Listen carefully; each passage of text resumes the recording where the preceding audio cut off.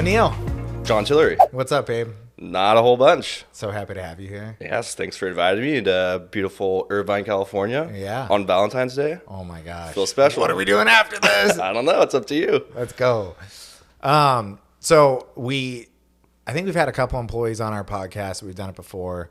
This is gonna be the first time we've had a broker on, and the reason why is like Jeff Dallas and I were the brokers at Whiteboard for like 7 or 8 Right. or A long 8 time. years. The majority. Yeah, so like Still it's been us like going out, selling, creating this whole thing, and we've had 20 plus people come through like the cold calling and junior broker training program. It hasn't worked out, and for the life of me, I can't figure out exactly why that happens.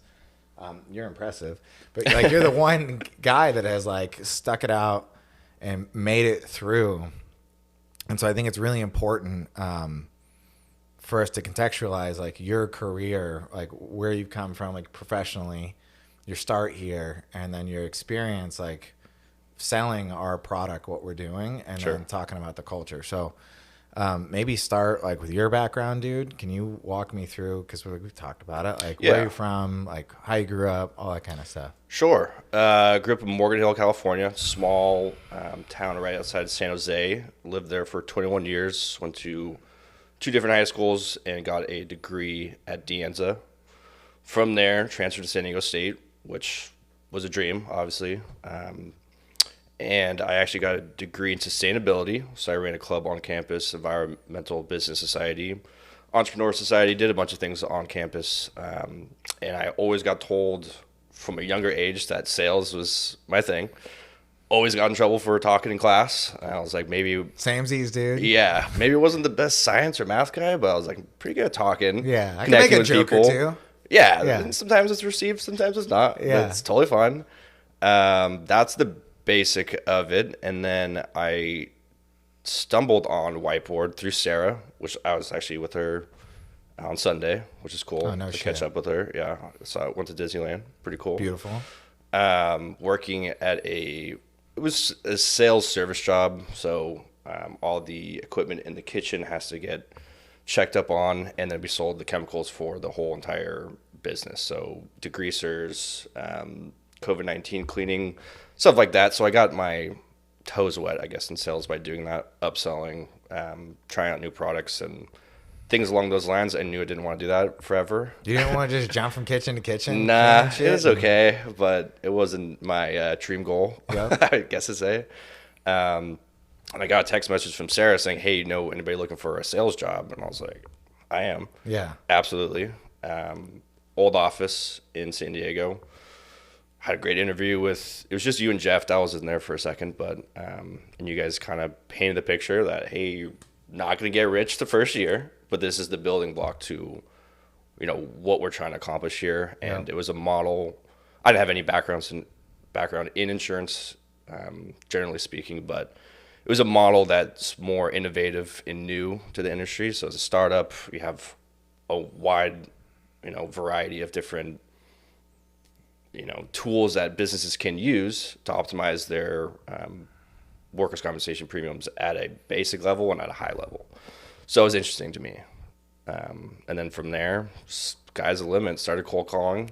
How was that experience? Like not knowing, again, it's really tough for us to talk to someone who doesn't know how the like insurance agency or insurance brokerage world works. Sure.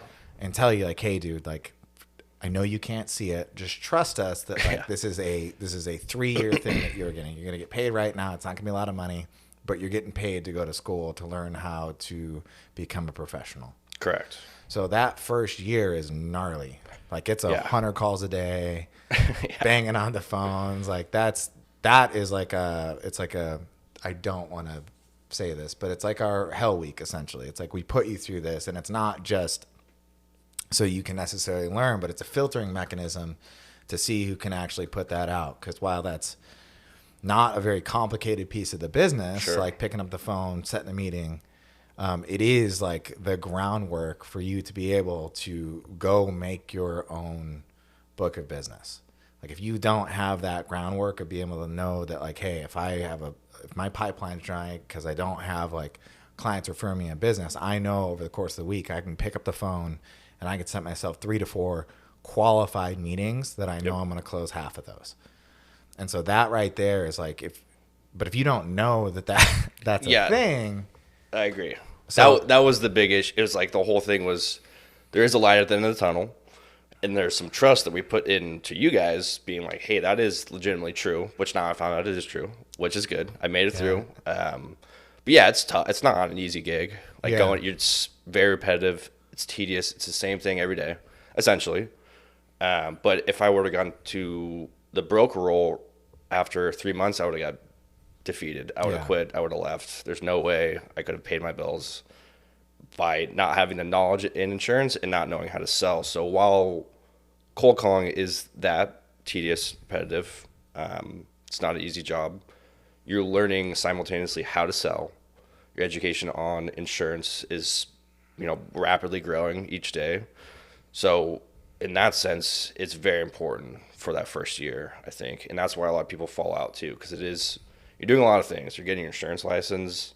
You're learning how basically an office works, and generates different, there's marketing, there's account management, there's, accounting. Everything along those lines are something that if I didn't have any background in, I was like, this is a lot to be thrown out. So it was important to go through those steps, I think. For sure. Have you seen Hero Dreams of Sushi? No. On Netflix. It's really, really good. So this guy, Hiro, has a sushi place in Japan. It's in the subway in Tokyo. Yep. And he's a 3-star Michelin restaurant. And he has his folks, the folks that want to come in and work for him, they make rice, okay? They make rice for 10 years before they get their hands on anything else. Wow. And so after I heard that, I did not feel as bad about putting young kids in a cold calling role, because that is the making rice portion. Sure. And twofold is like, if you can make good rice, like sushi's excellent. Like if you can do your cold calling, your career will be excellent. Yeah.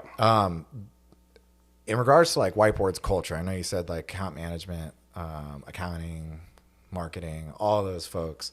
Can you talk about like the culture? And obviously you're in another company, and you have a lot of buddies that are in a ton of different like tech sales, stuff like that. And for me, I've been in this company for 9 years now, and the culture is something that we've like collectively all built. Can you talk to me about like what the culture has meant to you? Like we just went up to Mammoth, like stuff like that. Like what are the things that like obviously having a professional career is like important and can see your income grow and your flexibility and your time, all those things grow. But like from a company standpoint, like talk to me about the culture. Yeah, culture, I mean, especially for people my age, culture is like everything, right? It's like you can make as much money as you want in the world. So the culture's not there. You don't really like the people you work with, people are going to move on. So unless you have that culture there, people are going to jump ship left or right. Whiteboard's culture is very unique. I think you have a good sense of who should be with the company for many different reasons, obviously. Sure. Yeah, I know we've been through some changes, but I think it's paramount to a lot of people. Culture here, it's like the biggest thing I could say is I've talked to pretty much everyone in the company multiple times in all different departments, and I thoroughly like everyone, which is very rare. Like it doesn't really happen. Like for sure. Most times you're gonna have some beef with some coworker, different departments, and one thing I realized is really talking to them is figuring out what they do. Like, what do you do? Because then if I have an issue with marketing, that didn't get handled right, like they can explain it to me, and I'm like, okay, that makes sense. You had A, B, and C to tackle first before this happened. So being good at communication with the other departments is really helpful. Some department or some other companies don't really have that to their disposal. It's a big, giant conglomerate company, multiple different departments, multiple floors. You don't really talk to everyone. So having a small culture that's important to everyone, especially as a business owner, like I think culture is something that you guys take pretty seriously. For sure. Which the employees reflect on that, right? We understand that you have our best interests at heart, and likewise, as far as the outings and whatnot, like I have a blast. We just went to Mammoth, had a blast. Couldn't have been better. I haven't been snowboarding in 10 years. You did good, Picked it right back up. Yeah, no problem. But I think in general that you guys have a good sense of where people's strengths and weaknesses fall on. Maybe cold calling is another thing. They can go to, let's say claims for a bit. If that's not your thing, you can go to account. Like, you can move around in the company as long as you have a good understanding of intention. Like, what is your intention for the company? So I think you guys have a good understanding of that. And yeah, we could definitely see that at our level. Sweet, dude. Yeah, thanks for letting me toot my horn and toot it for Yeah, me. no problem. I appreciate you, Doug. So one of the things that it's borderline impossible for us to convince folks that, haven't been in the industry. Like I worked at 2 other agencies before starting Whiteboard. At both my agencies, like the top guy at my first agency, he was doing like $125,000 to $150,000 a year in new business revenue. And then at my other agency, it was probably a $10 million shop, which is a large regional, like back in Chicago. He did 200,000. That was like the top guy, and he'd been doing it for like a dozen years. Right. And so your story's very cool because you didn't come in with like a bunch of like contacts from your family or friends or anything like that. Like obviously we got like an account, Precision Coil. Thanks, Precision Coil. Appreciate Bert and Chris. Yep. Shout out. But beyond that, like this has all just been organic. You picking up the phone to a cold prospect who has the problem that we can solve, and then you making your own way. So can you talk about what that experience was like, moving from a junior broker, shadowing Jeff and I, and then you starting to run the meetings, and then cultivating your own style, and where that's gotten you and your revenue and all that kind of stuff? Yeah, it's a lot different than being inside sales. Inside sales, number game. You want to call as many prospects as you want. A little bit less intentional, kind of sending mass emails and LinkedIn invites and things like that. As soon as you turn into a broker role, you're like, I'm tied to this revenue. So you're a lot more intentional. Every call, you're like, I need to get something out of this, hopefully, if the person's talking to you. If it's not for them, it's not for them. It's no problem. So cold calling is definitely just cold outreach in general, besides cold calling, is super important for what I've done last year. Organic friendships and meeting people. I meet people all the time. Like just recently I met an agency owner in San Clemente. So I was like, all we do is highlight Xmon stuff. She's like, I could send you some accounts. I was like, great. That's cool. That stuff happens as well. It's also just being friendly and talking to people, but you more focus in on the people who actually need us, right? A 5-person operation with a 110 mod. Sorry, we're talking shop here, but no, that's good. They're not necessarily a perfect prospect for us. If there's an 80-person company with a 200 mod, they're in manufacturing, I'm spending my time with them. Like, they have my full attention because they legitimately have a problem. They don't know what to do. They've practically almost given up on the system, and they get a call from me saying, all we do is help out with this. And they're like, it blows their mind sometimes. And I'm like, This is what we do. And, the looks on their face when I'm like, this isn't legal. This is impossible. I'm like, well, here's all the stuff that we have to prove that it does work. Yeah. Talk to our past clients. So more focusing on those accounts and those people in particular has been extremely helpful. Something I've learned over the last little bit of the time is like some people are just not going to be a client, not going to be a good fit for us, which is totally fine. Some people are going to be a perfect fit for us. So it's readjusting your time and energy into the folks that need it, appreciate it financially, from a culture standpoint, from their business is important to them as well. So I don't know if that answers fully your question. No, that's beautiful. But, okay. So one of the things that I have never heard of before is that a first-year broker comes out and does $263,000 in new business revenue. Yep. Never heard of it.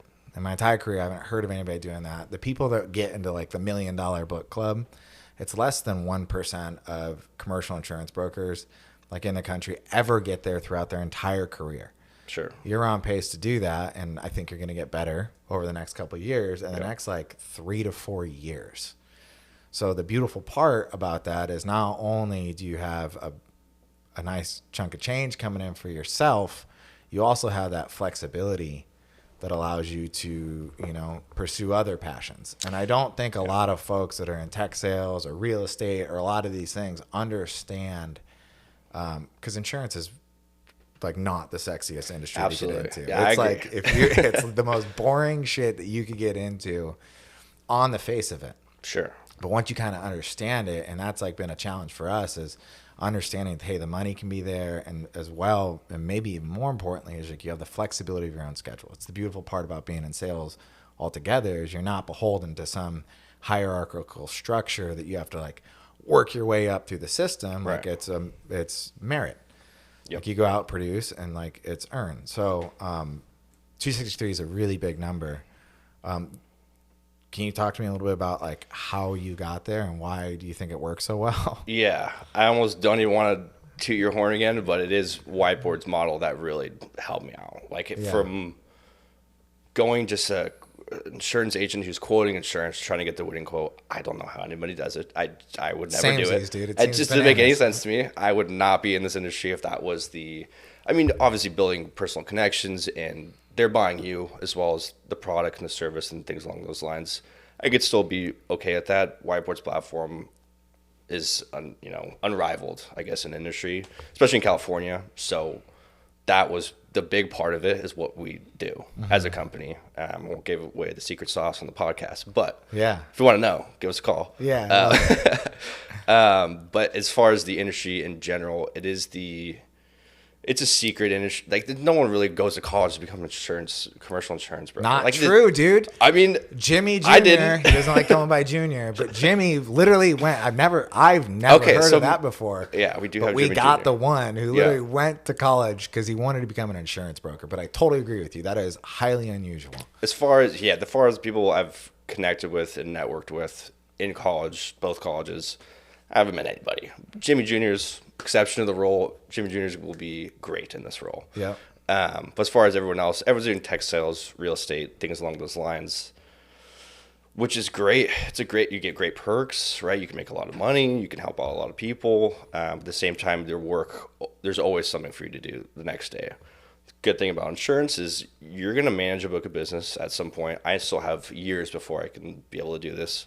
Make sure your clients are happy. You have freedom to do other things, other ventures. And I have other ventures that I want to do as well, which I've shared with you guys along those lines. But it's a good way to get your foot in the door for sales in general. And it's really, you get what you put in, right? You can work really hard for 8 years and you pretty much don't really have to work anymore. And whatever other ventures you want to explore, that's totally open to you, which is one of the selling points why I came on board.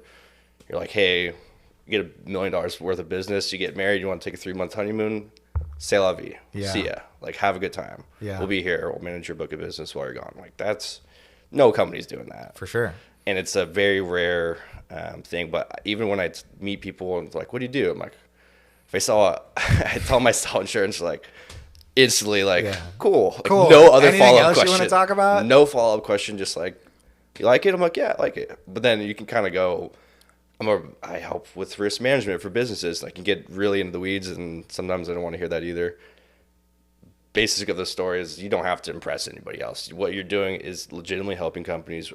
It's, paying the bills for myself. And you guys have been extremely supportive from not really knowing how to sell in person. It could be nerve-wracking at first. I remember my first meeting I was supposed to lead, I was like, we were at lunch, you're like, you're going to take this one? I was like, I don't want. I was like, do you want, please come on board. Like, please sit with me. Like, I don't know what I'm doing. And then I did it and I was like, I could do that. Yeah. It's not a big deal. So, in general, I think it's a slept on industry that people my age, like if you get in this industry at like 22, you're until 40, you are fully set up for success. Yeah. Real estate and tech, you're going to have to keep showing up. You get big paychecks, yes, but you're going to have quotas going to be increased. Fluctuations of the economy are going to happen, and maybe tech with maybe some AI just coming out. Like, people are just losing their jobs left and right, and you have to have insurance for, if you have one employee in California, you have to have insurance. So it's not going away anytime soon unless California radically changes, which I highly doubt. Yeah.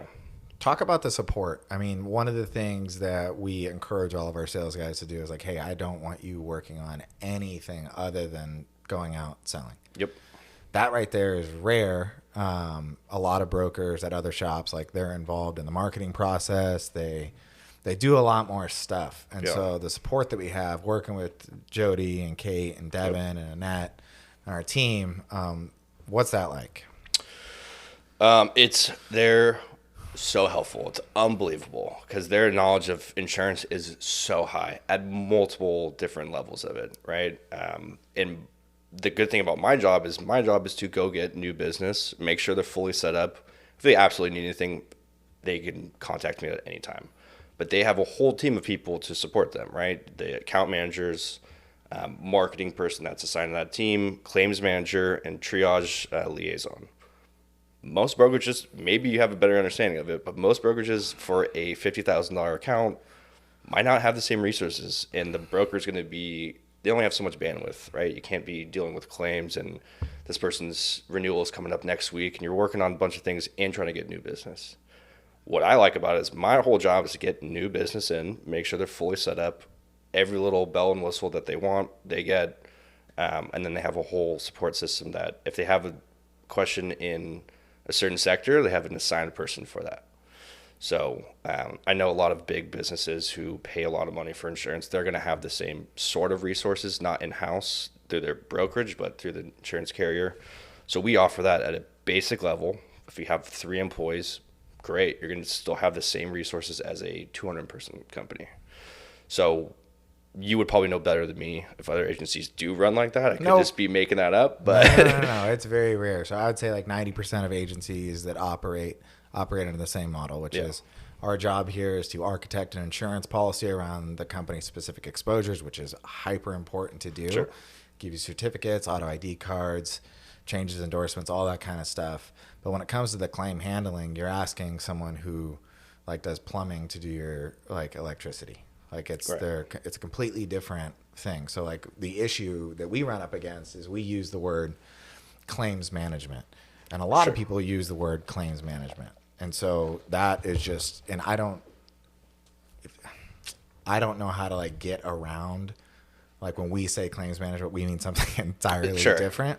But yeah, most agencies will quote for the 10% that don't, that actually provide like additional resources from an HR, risk management, safety perspective.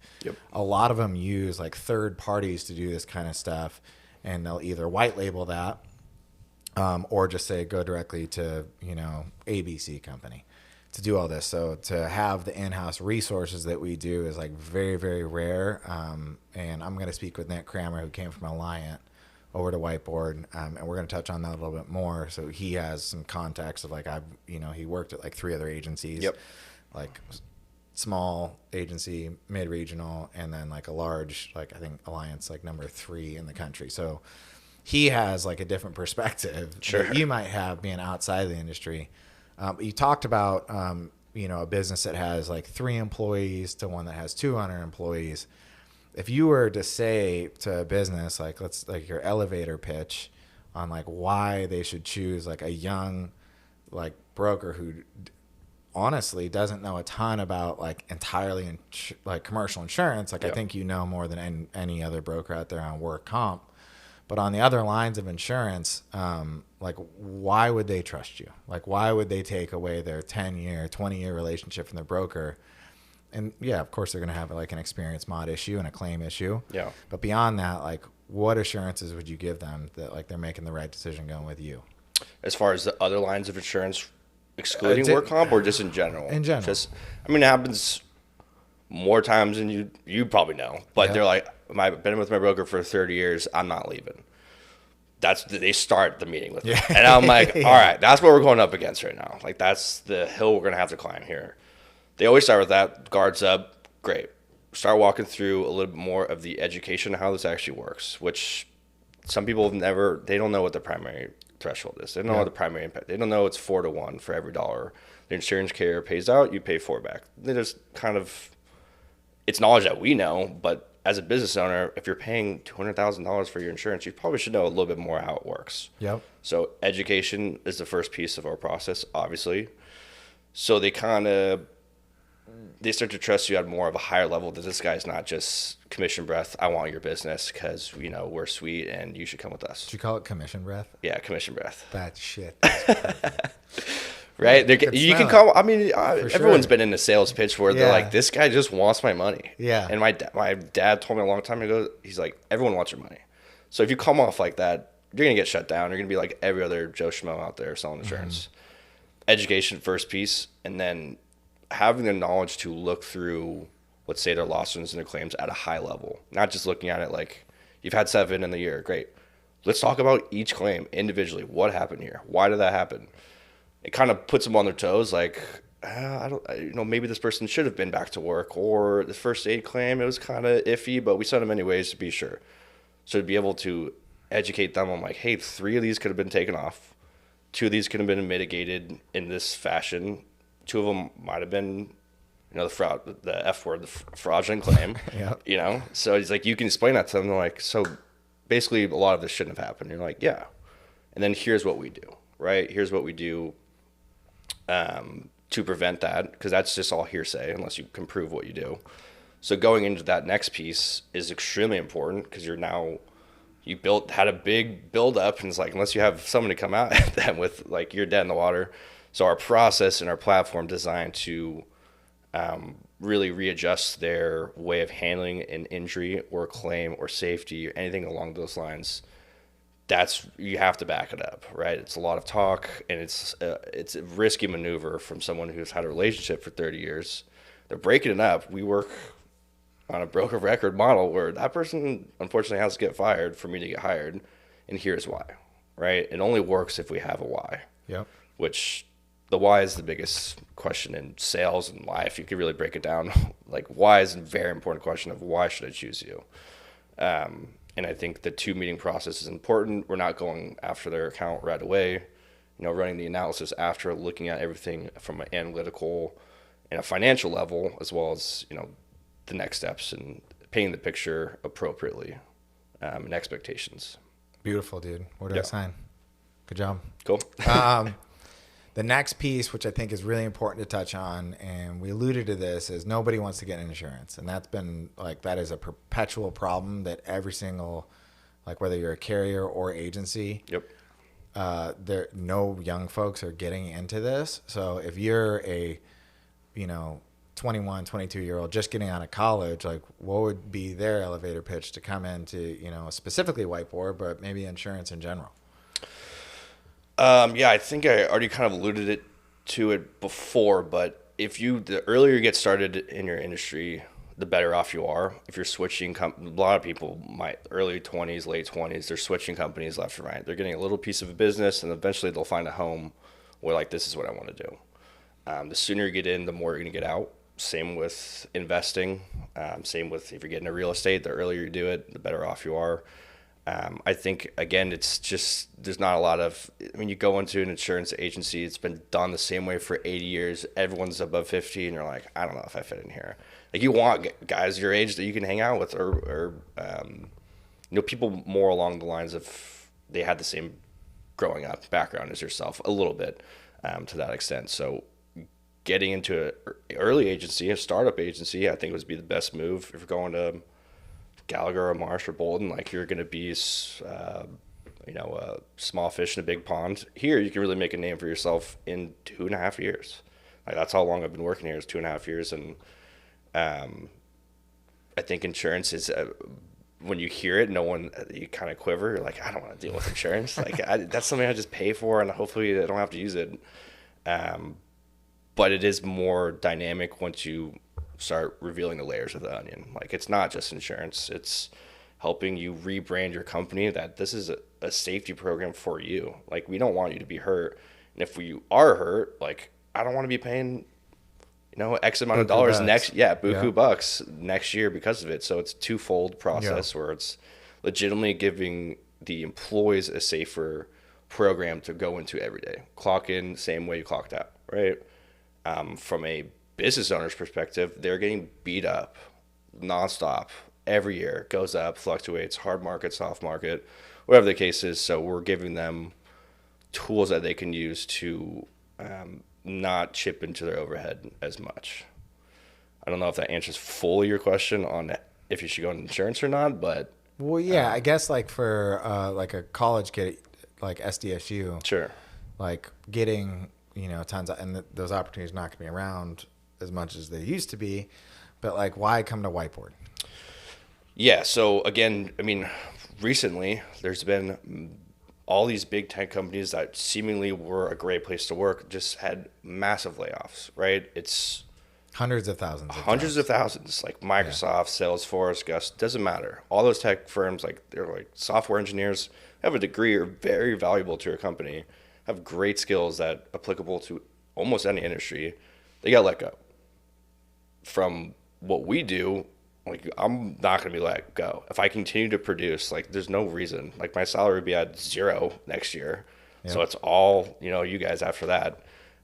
As far as choosing Whiteboard from a graduate level, you're going to come into a place where you might not have a lot of education on how an office works, how insurance works, how sales works, any of that. You guys taught me basically all of it, essentially, from going on first meetings to learning how to cold call, to communicate with people, to be transparent with expectations, like I mentioned.